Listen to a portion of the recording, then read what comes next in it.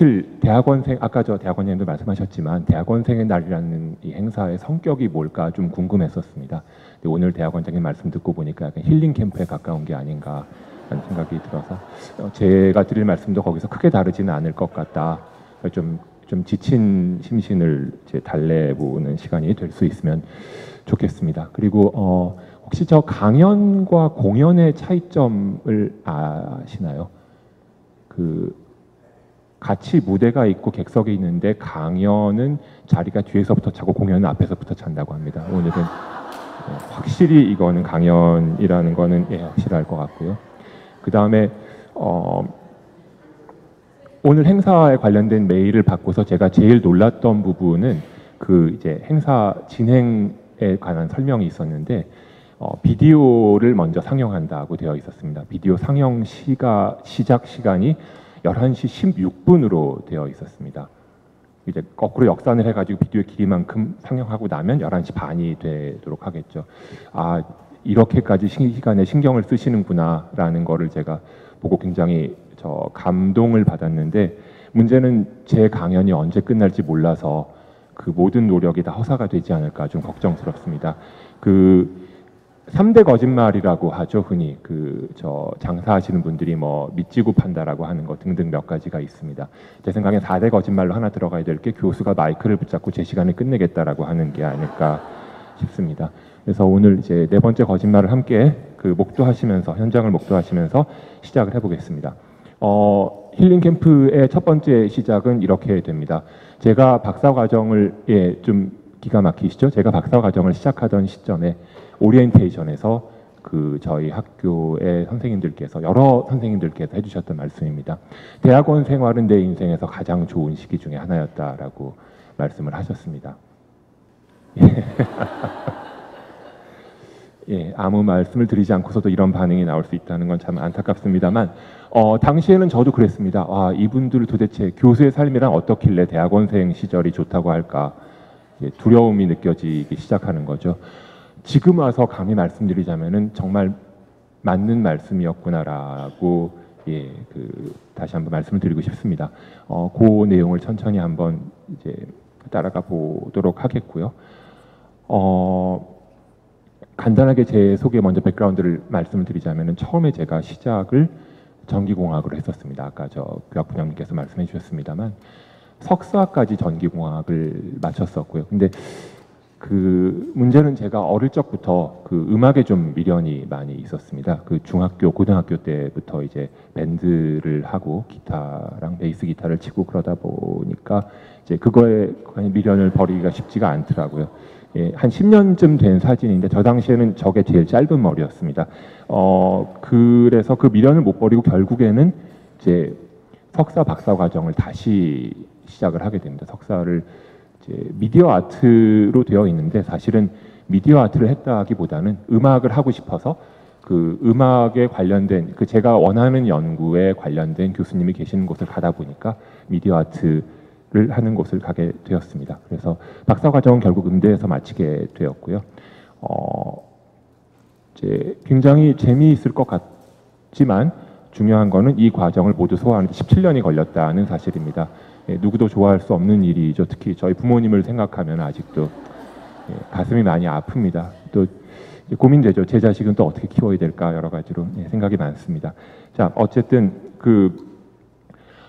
그러면은 17년 동안 그렇게 공대에서 음대로 가서 무슨 일을 하고 지내고 있는가라는 부분이 궁금해지시지 않을 수도 있지만 궁금하실 거라고 생각하고 간단하게 말씀을 드리자면은 제가 하고 있는 연구 내지는 활동을 몇 가지, 한 두 가지 정도만 소개해드리자면 이런 겁니다. 지금 무대에 보시면은 한 사람이 올라와 있고요. 이 사람이 지금 현재 무대에서 스마트폰을 들고 이렇게 빙글빙글 돌리고 있습니다.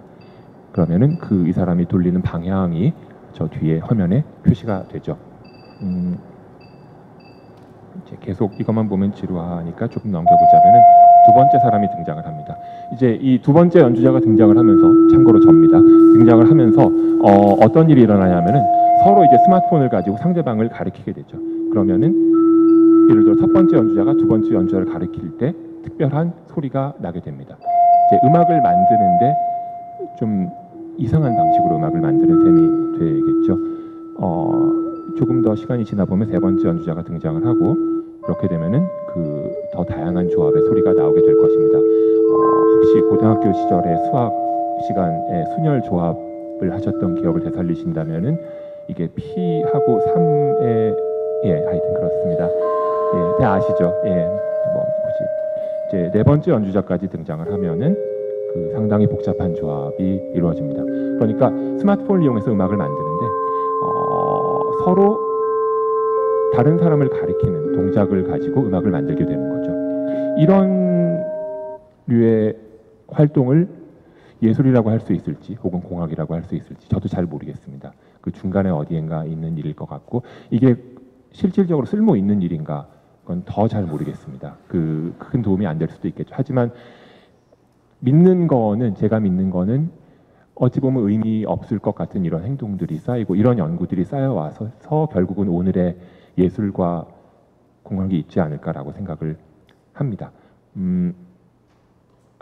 다음 보여드릴 내용은 역시 한 4년 정도 된 프로젝트인데 이거는 이제 그 2데이 스마트폰이 있습니다. 여기 보시면은 두 스마트폰의 사용자 사이에 어떤 음악을 듣고 있는지 서로 플레이리스트를 비교해보고 공유하는 그런 앱입니다. 그러니까 두 대가 연결이 돼서 서로 두 사람의 음악적 취향이 얼마나 비슷한지를 확인할 수 있는 거죠. 둘 사이에 연결을 지어주고 그 다음에 가수의 이름이 나오고 아티스트의 이름이 나오고 그 아티스트의 이름을 선택을 하면은 음악을 들어볼 수 있는 그런 간단한 앱입니다.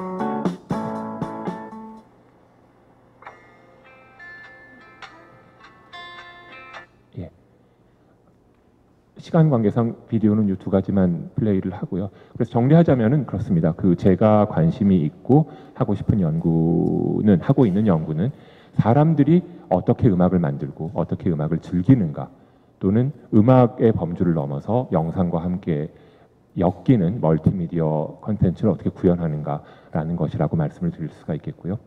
여기까지는 제가 이제 어떤 일을 하고 어떤 이제 경험을 했는지에 대한 간단한 말씀이었고, 몇 가지 그 사진으로 보시면 이런 그 공연에 관련된 활동들을 해왔습니다. 이제부터 본격적으로 오늘 이제 말씀드리고자 하는 내용을 짚어보도록 하겠습니다.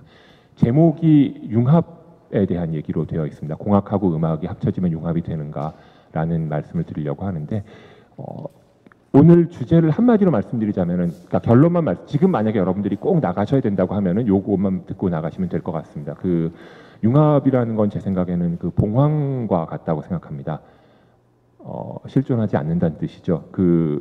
사실 정의하기도 어렵고 실제 우리 주위에서 찾는 게 쉽지가 않습니다. 그럼에도 불구하고 이제 그 주제를 이렇게 잡아본 이유라고 하는 거는 우선 만화를 잠깐 보여드리자면 그 네이버 웹툰에 연재되는 모 만화인데 보시는 것처럼 두 가지 다른 분야를 묶어놓는다고 융합이 일어날까요? 절대 그럴 일은 없을 겁니다. 융합이라고 하는 거는 제가 생각하기에는 분야가 엮인다고 일어나는 게 아니라 꿈이라고 생각합니다. 이거 저 선배 교수님들께는 사실 아직 철 모르는 후배 교수가 아직 정신 못 차렸구나라고 생각하실 수도 있어서 이제 죄송합니다만, 그러니까 제가 어느 순간 보니까 저는 아직 아니라고 생각합니다만 어느 순간 보니까 저를 보고 융합을 한다 혹은 하는 연구가 융합적인 연구다라고 하는 말씀들을 가끔 이제 듣고는 하는데요. 제가 생각하기에는 돌이켜봤을 때 한 번도 제가 어떤 융합을 한다, 뭔가 두 가지를 섞어서 새로운 걸 만든다라고 생각해 본 적은 한 번도 없는 것 같습니다. 지나고 보면 저는 그냥 음악이 좋아서 뭔가 음악에 관련된 걸 하고 싶다라고 생각하고 그냥 음악을 하려고 생각하고 계속 그쪽으로 갔을 뿐이고요. 가다가 안 되기도 하고 실패하기도 하고 그랬지만 뭔가 음악을 하겠다라고 쭉 가다 보니까 어느 순간에 여기에 와 있는 것 같습니다. 물론 지금 와 있는 곳이 제대로 온 거냐, 잘하고 있는 거냐 알 수 없겠죠. 그거는 끝까지 알 수 없는 일이라고 생각합니다. 어느 시점에 있다고 하더라도 내가 정말 옳은 길을 가고 있는지는 누구도 알 수 없는 것일 거고요. 다만 그런 게 있다고 한다면 거기에 조금씩 근접해가는 길을 가고 있는 게 아닐까. 우리 모두가 그렇다고 생각을 합니다. 이렇게 거창한 꿈은 아니라고 하더라도 다 누구나 자기만의 어떤 꿈이 있을 거라고 생각을 합니다. 물론 아까도 말씀드렸지만 그 꿈을 이루는 과정에서는 실패하기도 할 거고요. 저 같은 경우는 제 꿈을 간단하게 말씀드리자면 저는 인기과세가 되는 게 꿈입니다. 예. 웃지 마세요. 예, 될 겁니다. 예. 그 10년 전에는 제가 40이 되면은 되겠다라고 생각을 했었습니다. 지금은 50으로 일단 조금 늦춰놨습니다. 그 여건상 예,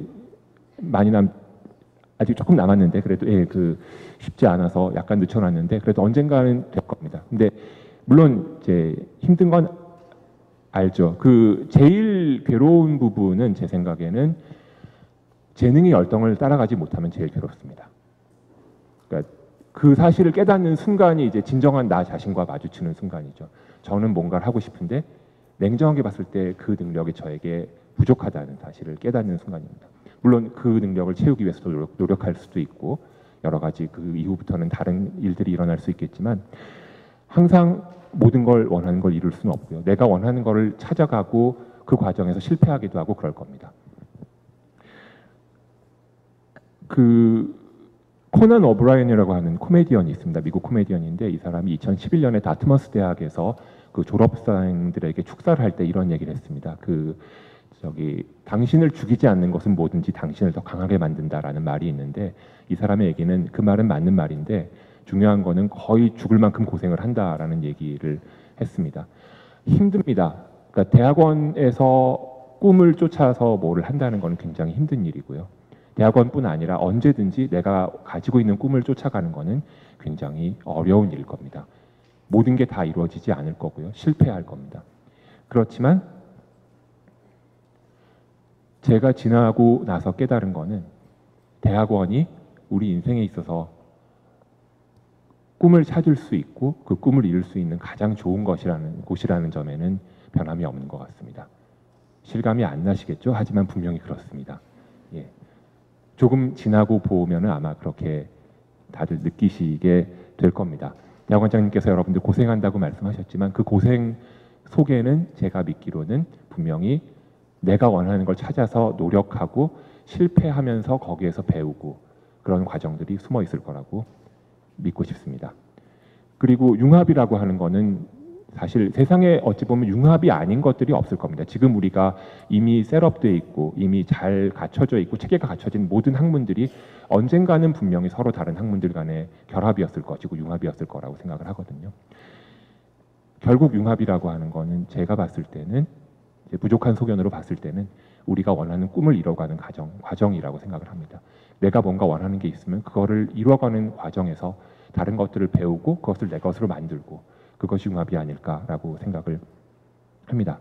그래서 감히 덧붙이자면은 전에 들었던 얘기에 저도 숟가락을 살짝 얹어서 대학원 생활이 여러분들의 인생에서 가장 행복한 시기일 것이라고 믿고 앞으로도 그렇게 기억되기를 기원합니다. 이상입니다. 감사합니다.